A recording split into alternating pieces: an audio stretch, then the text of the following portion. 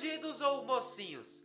Um dos criminosos mais famosos de todos os tempos aqui da nossa nação, ele, o Rei do Cangaço. Hoje nós vamos falar sobre o grupo, sobre esse acontecimento extraordinário que teve aqui no Brasil, o cangaço. Lá vem Vidulino Lampião.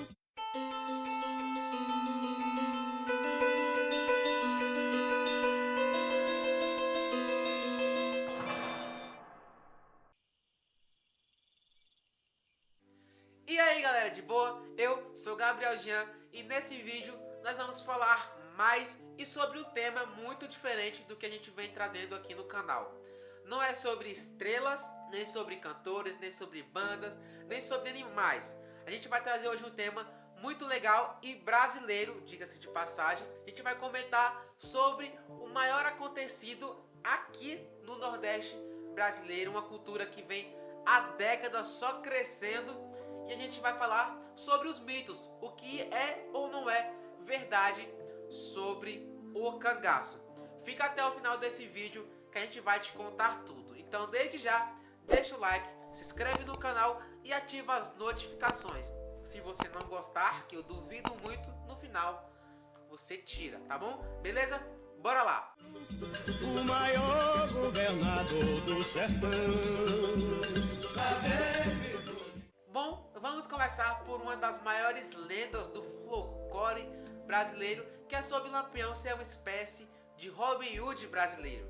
Mas na verdade, ele e seu bando eram sobreviventes.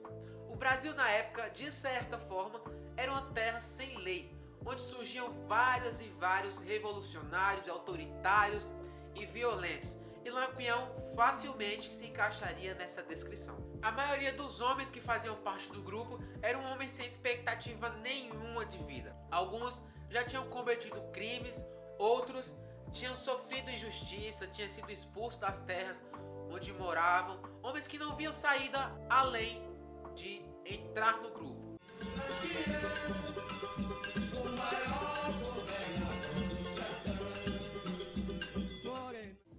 Nos filmes, a gente se acostumou muito a ver as mulheres participando em combates, em emboscadas, elas atirando, elas segurando armas de grande calibre, né, os rifles, participando ali como guerreiras mesmo, mas na verdade é que não era bem assim. As mulheres, elas não participavam dos combates. Assim que ia haver uma emboscada, elas eram levadas para outro lugar. E elas não usavam arma de grande porte, rifles, essas armas maiores. Normalmente elas levavam apenas um revólver, uma pistola, algo assim. Elas não tinham costume de participar nos combates, a não ser que não tivesse mesmo alternativa. E era sempre destinado um homem para acompanhar elas em caso de uma surpresa, em caso de eles caírem em uma emboscada. Vai com ele pode te enfeitar. Não era apenas os cangaceiros que eram violentos. A polícia usava da mesma forma de trabalho, vamos dizer assim, para conseguir pistas, provas do paradeiro do famoso Lampião.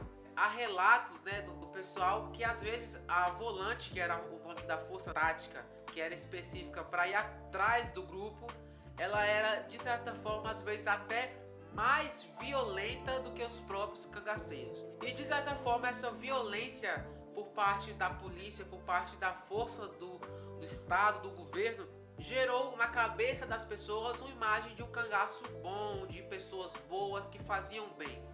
Mas na verdade o que Lampião fazia era meio que um acordo. Olha, você me dá o que preciso, eu até te pago, mas se você não me der, eu também vou te fazer mal, eu vou te causar mal. A não ser que você tivesse prejudicado ele de alguma forma, ele ia chegar lá e ia ter uma troca de favores. No caso da volância, também seria assim. Como a maioria das pessoas tinham medo de falar alguma coisa e depois sofrer as consequências, então a volância normalmente já chegava com o autoritarismo, com violência e impondo medo. E aí a gente fica nesse embate, quem tá certo, quem tá errado, e no caso todos estão errados, porque a violência não quer saída. Um chapéu de massa fina, cartucheira e borná, adereço de ouro e prata. Durante o cerco na Gruta de Angicos, lá em 1938, Lampião foi um dos primeiros a ser abatido. E com todo esse tiroteio no meio do cerco, alguns conseguiram fugir. E entre eles estava Luiz Pedro, um dos homens de confiança do rei do cangaço. Há relatos que, quando Luiz Pedro estava fugindo do cerco, ele ouviu o grito de Maria Bonita, lembrando da promessa que ele tinha feito para o seu capitão. Então, Luiz Pedro voltou, presta atenção, Luiz Pedro voltou para o cerco para morrer ao lado do seu companheiro. E aí você deve estar pensando, pô, mas que promessa que é essa? Bom, não se sabe ao certo o ano, mas em um tiroteio, por acidente, Luiz Pedro acabou baleando o irmão de Lampião, o irmão Antônio Ferreira. O ferimento foi grave e Antônio acabou indo a óbito. Como Luiz Pedro era grande amigo de Lampião, ele perdoou, Lampião perdoou o companheiro, e aí Luiz Pedro fez uma promessa. Falou que ele iria ficar ao lado do companheiro até o dia da morte. E assim foi. Ele tem pra te agradar um vestido de cambraia, anel de ouro e colar. Um fato que todos sabem é que as cabeças foram decapitadas, né, e foram expostas na escadaria de Piranhas. Mas um fato que pouca gente sabe, Maria Bonita, ela foi decapitada ainda em vida, tá? Lampião foi abatido primeiro e Maria Bonita, baleada, ainda estava em vida, suspirando quando foi decapitada. Um fato triste, um fato marcante que marcou esse período de violência na história brasileira, que não foi o último.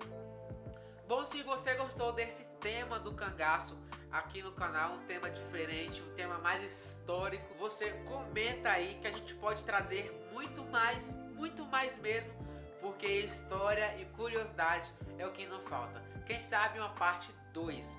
E aí, você que me diz? Deixa aí nos comentários. Se inscreve no canal, ativa as notificações e deixa o like. Eu sei que você não tirou, então a gente se vê no próximo vídeo. Fui!